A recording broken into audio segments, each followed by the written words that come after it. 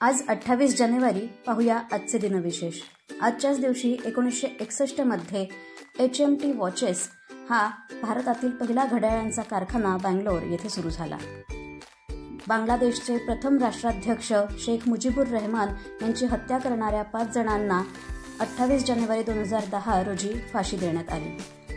जगभरात कोविड-19ला अटकाव करणाऱ्या लसीकरण मोहिमेत 28 जानेवारी 2022 पर्यंत 1000 करोडपेक्षा जास्त लसीकरण करण्यात आले.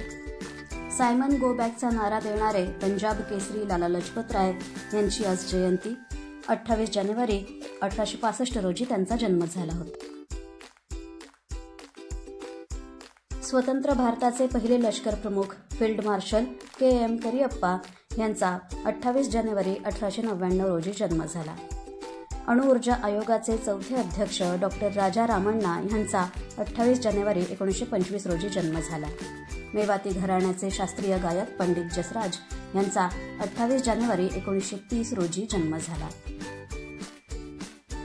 चित्रपट गीत तसेच भावगीत गायिका सुमन शंकर हेमाडी उर्फ सुमन कल्याणपूर यांचा 28 जानेवारी 1937 रोजी जन्म झाला.